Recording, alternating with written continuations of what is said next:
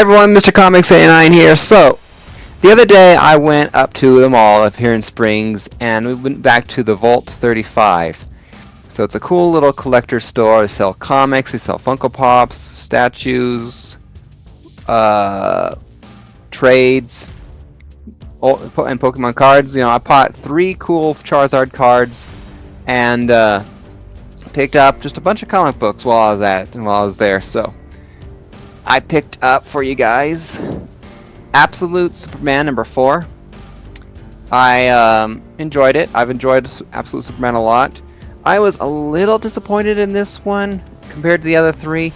My only complaint was there was just a little bit less Superman in it, or even his backstory, than before. So I mean, that was my only complaint I had. It's just like, give me more Superman. So I also picked up for this week's new comic books Amazing Spider-Man number 62, Legacy 956. It's the second printing of it. I don't normally do second prints unless it's like a particular special book, like Ultimate Spider-Man number 1 here. I went into 7 prints and things like that. But I went into this one for a particular reason. Like the cover, number 1, and number 2, it has my letter to the editor inside of it. So it was published in that issue, and so this popped up and going like, you know what? $5, I'm gonna buy it again just because, you know, my letter to the editor. I wanted it there. So I went through the dollar bin boxes as well as there, and I picked up a bunch of stuff. I picked up basically 3 DC books. Actually, the rest of this stuff is all DC books except for 2. So we'll get to those first then, shall we? I picked up Marvel's Spider-Man Far From Home Prelude number 1 of 2 and number 2 of 2. What I find funny about this is the prelude to Far From Home.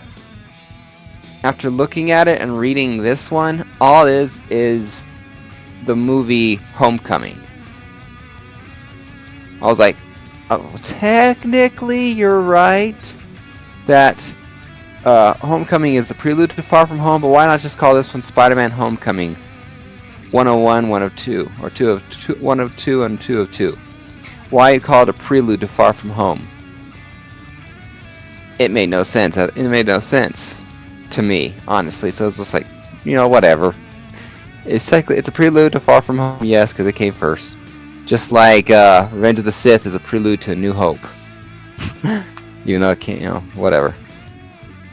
And out of the dollar bin books, I grabbed only 1 book. There's just nothing there that I really wanted.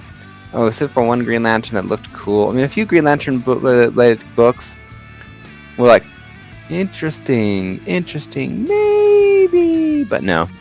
But I couldn't pass up this book again after I saw it the first time there. First time I was at Vault, and went back and got it here because after finding this book in Key Collector, going, oh, it's a $3 key, cool, I'll buy it here next time there if it's there.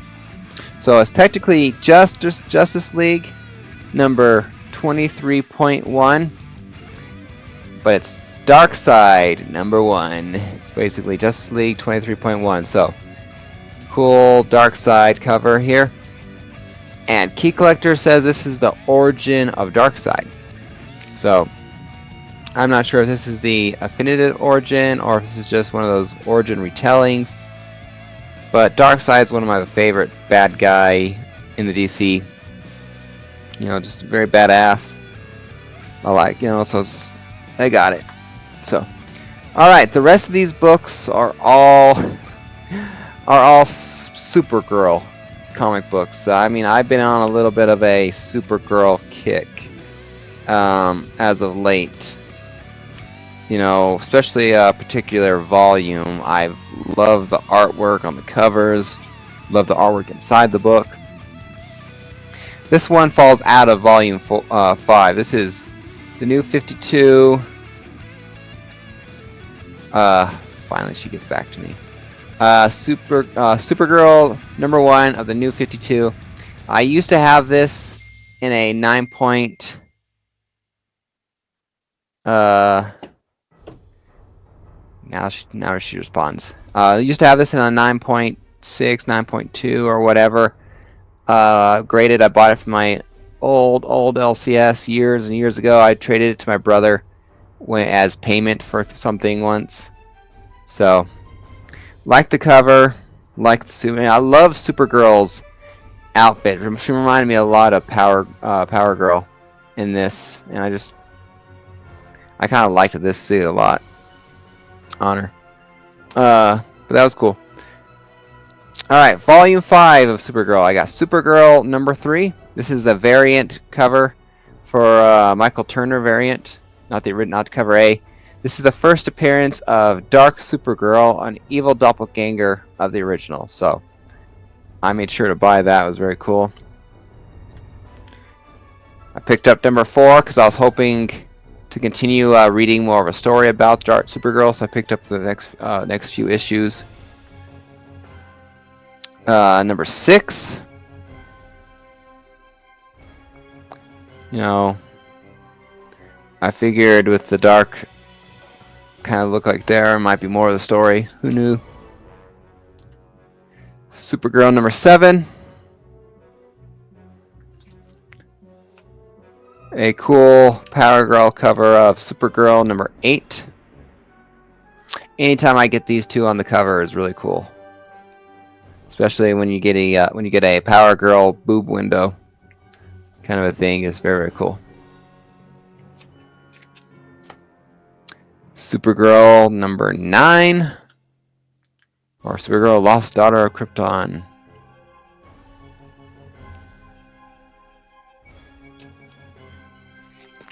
And finally, Supergirl #12 I picked up. I picked this one up because as I was going through Key Collector, looking at it here, this is the only. I wasn't gonna pass this one up, but I picked it up only because I picked it up for the $3 because it was listed on Key Collector as a key. It is first appearance of Tara Atlee, in quotations or parentheses, from the subworld Straata, who is the third superhero to use the name Tara, and also first appearance of Empathsaur, an underground dwelling dinosaur who can read minds and shapeshift to look like someone from the past. Okay. So I went on a bit of a DC kick here with Supergirl. You know, kind of like I like Supergirl. She's cool. So that's my trip to the vault here. So I spent more money than I should have. So it is what it is. I got some family pictures here in about an hour I need to get ready for. So I'll see you guys later. Happy collecting. Till next time. Bye-bye. Hey everyone, if you enjoyed this video, do me a favor, hit that like button, hit the subscribe button, comment down below, and don't forget to hit that notification bell. You know, I love making these videos and I love your guys' support. So again, if you like this video, hit that like button, hit that subscribe button. I'll see you guys next time. Happy collecting.